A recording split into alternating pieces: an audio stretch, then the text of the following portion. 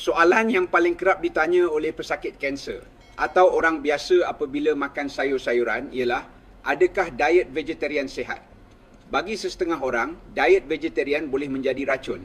Kepada mereka yang mempunyai salah faham, saya ingin memberikan cadangan pertama saya kepada para pesakit kanser dan mereka yang paling risau tentang makanan. Ya, hello, apa khabar? Saya Dr. Abdul Rahman.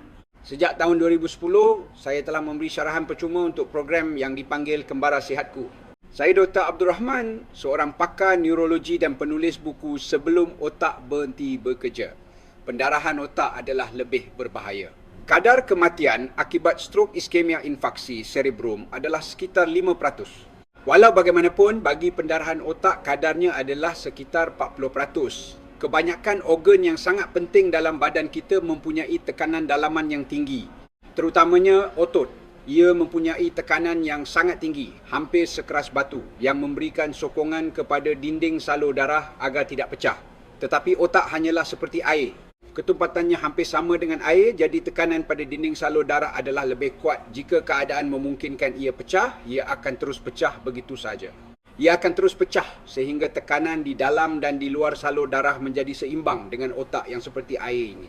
Oleh itu, walaupun salur darah kecil yang pecah, ia boleh menjadi hematoma gumpalan darah yang besar. Satu lagi perkara ialah sel-sel otak adalah sel yang paling lemah dalam badan kita. Apabila diceroboh, ia adalah yang paling cepat mati. Untuk melindungi sel-sel otak, badan kita telah berevolusi dengan melakukan pelbagai perkara yang luar biasa. Badan kita melindungi otak dengan tengkorak yang paling tebal, 3 lapisan membran dan bahkan meletakkan cecair cerebrospinal untuk membuat otak terapung, memberikannya daya apungan.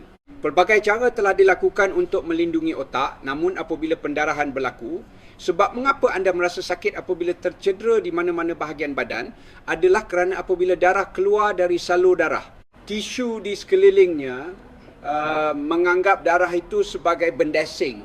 Darah sepatutnya hanya beredar di dalam salur darah.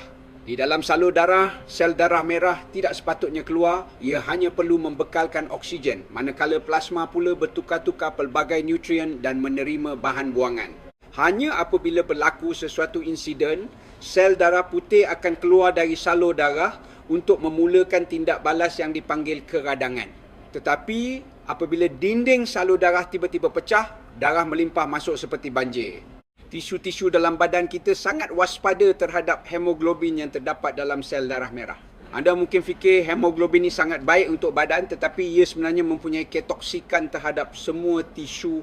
Oleh itu, kerana ia mempunyai neurotoksin, sel-sel saraf mula mati. Keduanya, apabila plasma darah keluar, badan akan bertindak balas dengan, sudah pecah, dan mula membentuk pembekuan darah.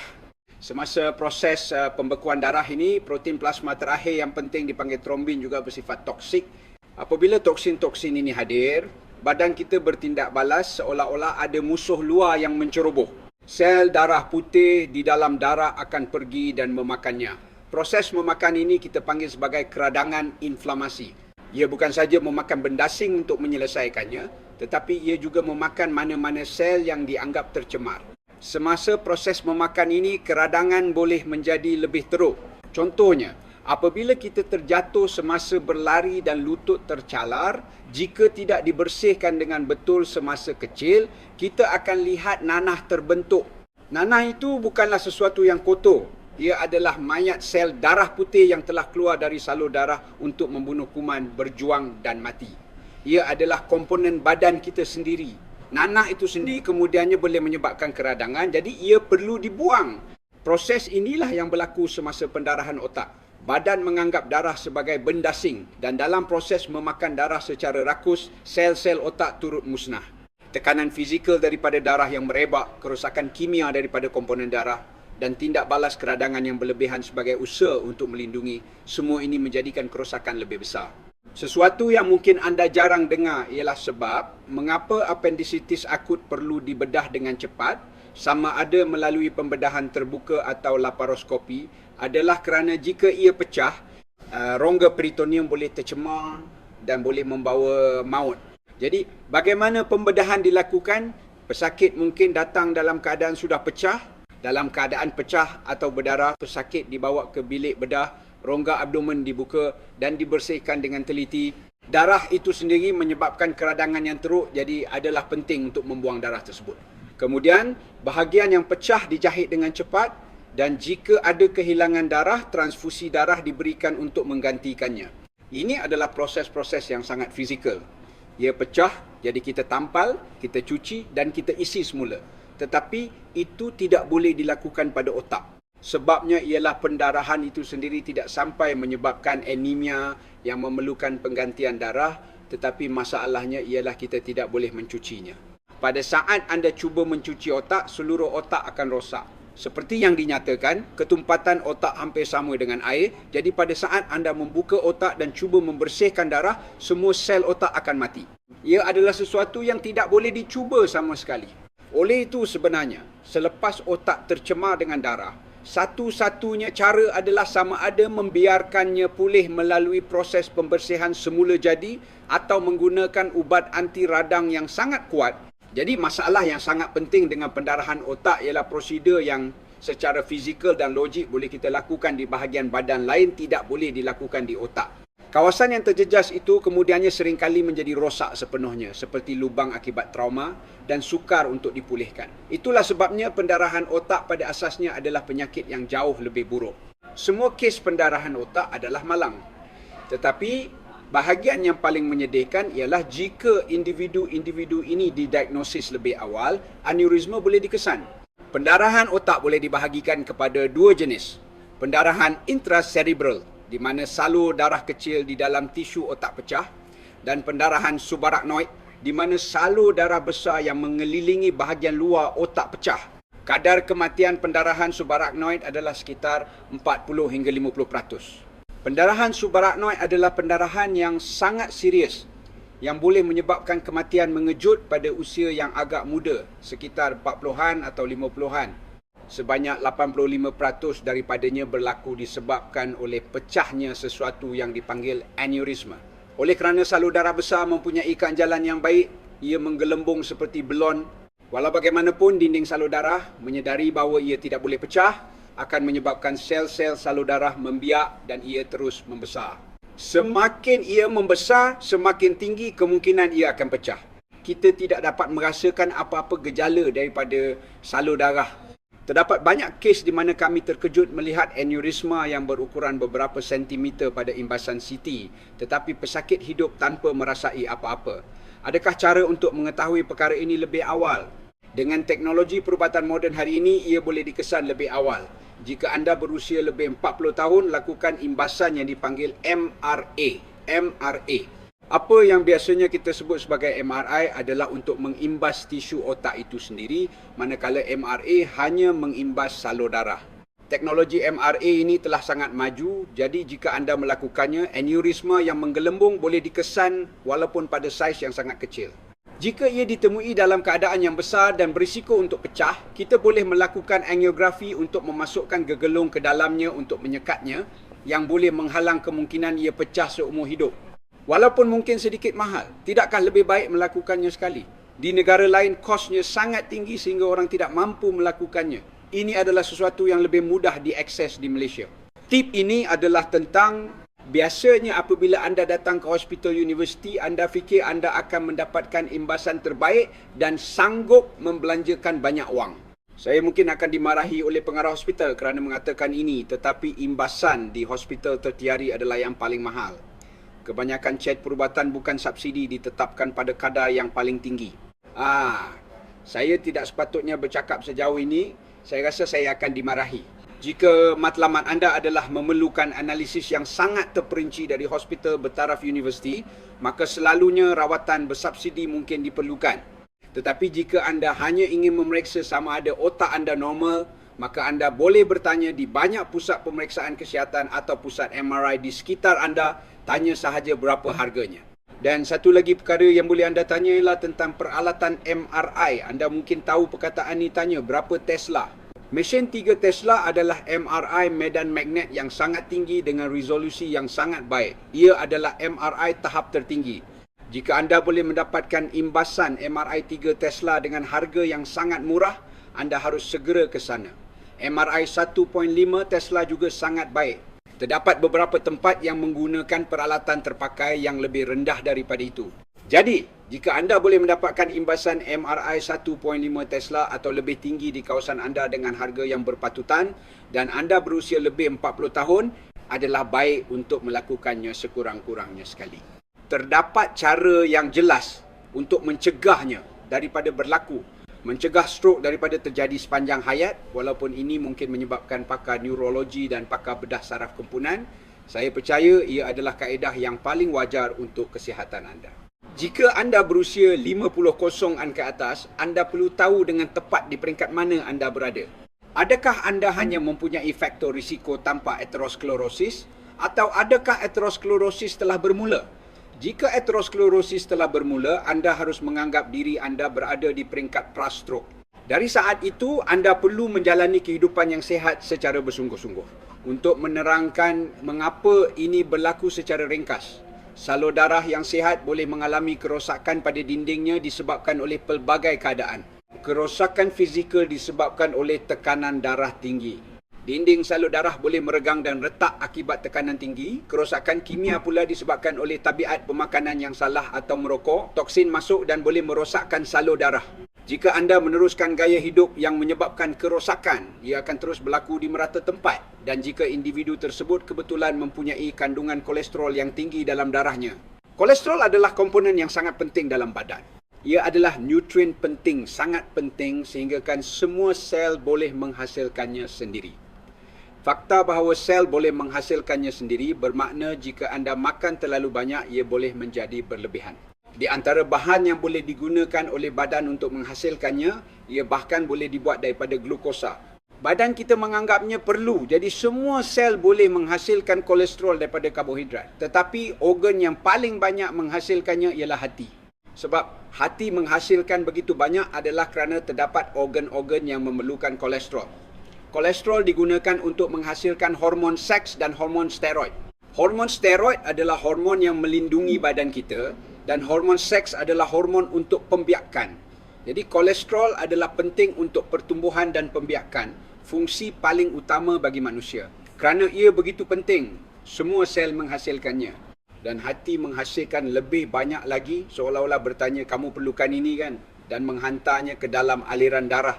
Kemudian kelenjar adrenal, ovary dan testis yang memerlukannya akan mengambilnya untuk menghasilkan hormon. Tetapi kerana kita makan dengan terlalu banyak, jumlahnya menjadi berlebihan. Organ-organ ini mula menolaknya. Kami tidak mahu lagi. Semakin banyak ia beredar dalam darah, itulah yang dipanggil hiperlipidemia, lemak berlebihan dalam darah. Oleh kerana ia tidak diperlukan lagi, hati sepatutnya berhenti menghasilkannya dan mengambilnya semula. Tetapi proses pengambilan semula ini tidak begitu maju secara evolusi. Pernahkah ada lebihan dalam sejarah manusia? Dari perspektif manusia selama 350,000 tahun, kita sentiasa kekurangan. Jadi idea lebihan yang tiba-tiba berlaku dalam 50 tahun terakhir ini tidak masuk akal. Jadi badan tidak mengambilnya semula dengan baik dan ia terus terapung di dalam darah. Kemudian, salur darah menjadi rosak akibat tekanan darah tinggi atau faktor lain. Kolesterol ini seperti orang yang disisihkan akan melekat di sana kerana tiada tempat lain untuk pergi. Kolesterol yang melekat pada dinding salur darah ini adalah orang yang disisihkan. Kemudian, sel yang dipanggil macrophage akan memakannya. Ia terus memakan tanpa henti sehingga macrophage ini menjadi kuning dan pecah. Macrophage baru datang dan memakannya lagi. Sel darah putih datang dan memakannya lagi. Aterosklerosis adalah keradangan kronik yang sangat tipikal. Proses ini berlaku selama bertahun-tahun.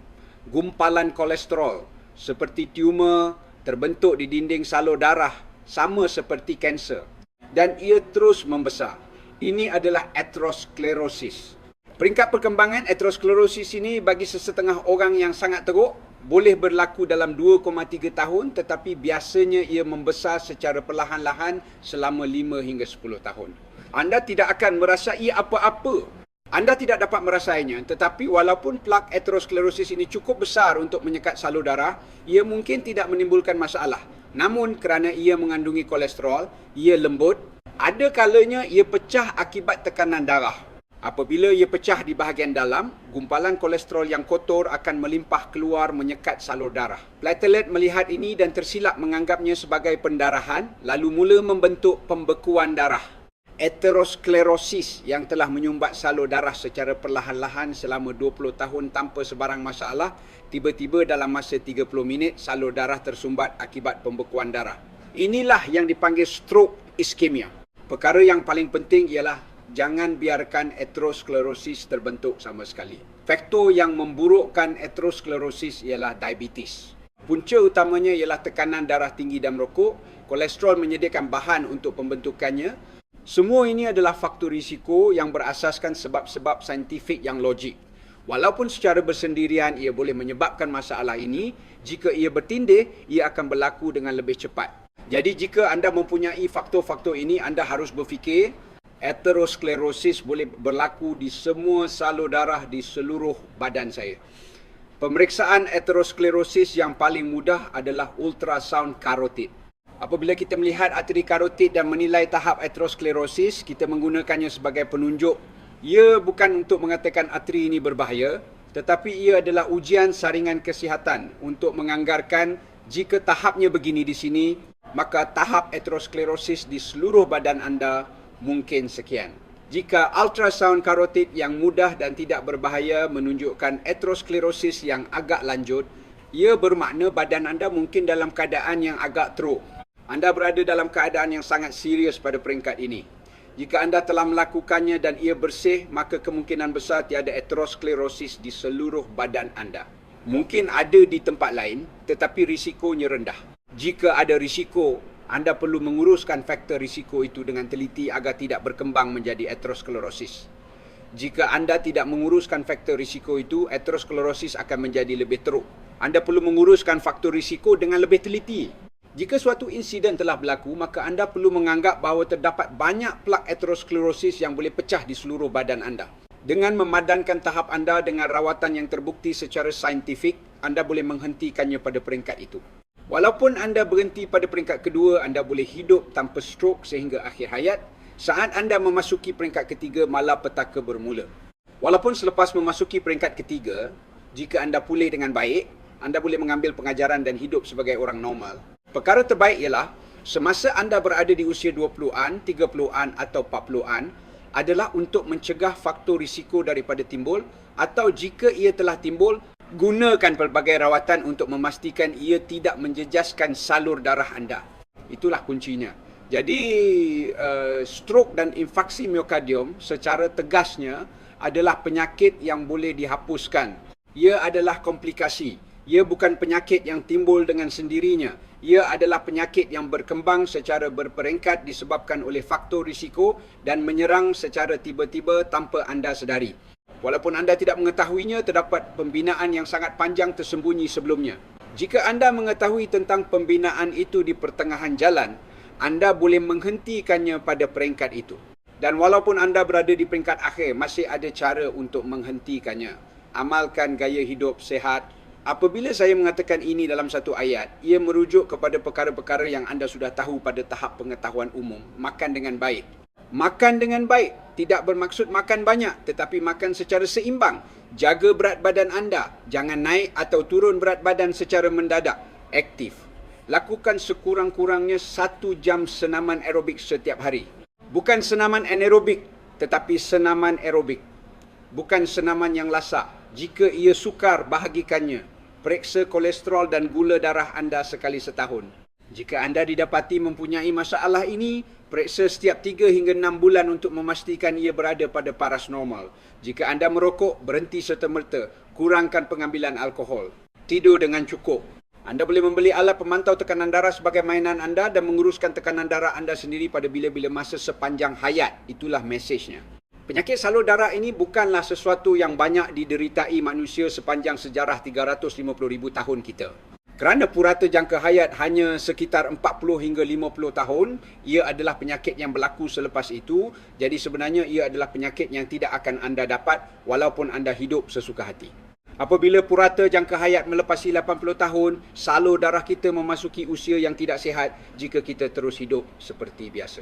Jadi jika anda ingin memanjangkan kesihatan salur darah anda perlu bersedia untuk menjaganya semasa anda muda dan cara-caranya tidak jauh berbeza daripada apa yang anda sudah tahu pada tahap pengetahuan umum. Terima kasih.